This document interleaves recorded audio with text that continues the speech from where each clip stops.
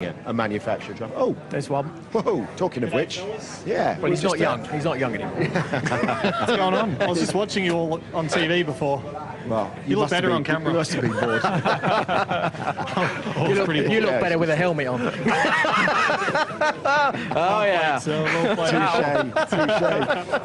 Touche. Should you have gone out? Did you go out too early, do you think? Sorry? With the rain, you remember? About 2.5 hours ago.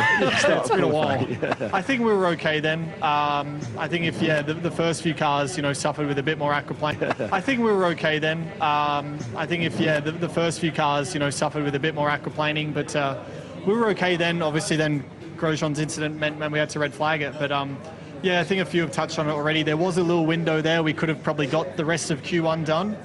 But now it's kind of just constantly falling. If it gets light, I think once we get 20 odd cars on track, or 19 now, you'll clear it enough. So there's still enough daylight, but we're in limbo. We haven't seen these cars really run in anger in the wet yet this year with the wider tyres. Do they aquaplane more? Is that why Grosjean had the issue, or is it just normal? It's I don't know if it's more. It's certainly not any less. But also it's these new, when they lay new tarmac or new asphalt. I don't know if it's the oil coming out of it or what, but.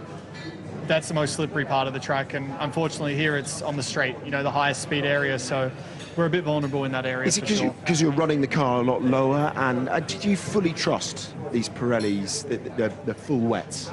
Yeah, I mean, we know that they're...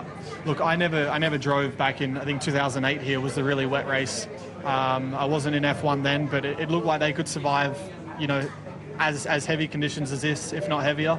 But this is all I know for now, and these conditions are certainly on the edge. So we all want to drive. We're not kind of putting our hand up saying no, but we kind of know the limit of the car as well. Yeah.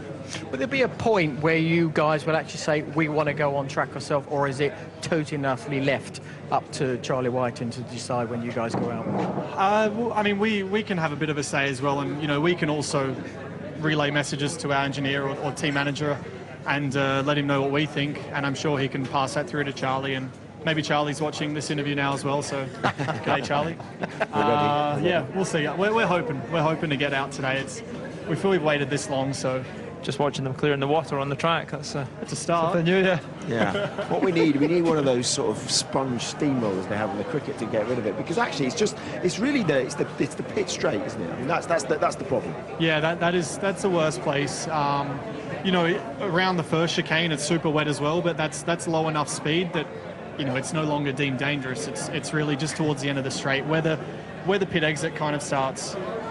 Yeah. I think you've got to go too, because Anna's frantically waving at us to go. Sorry, Anna. Maybe we're going out. Are we going out? Well, I don't know if you're going out, but there was a man with a big wicker brush, so maybe that will get rid of us to it. Thanks, Daniel. Hopefully we get out soon. Yeah, hopefully. Cheers, boys. Can we just move it back onto? I mean, we're talking about. I would have loved to have got into Danny about.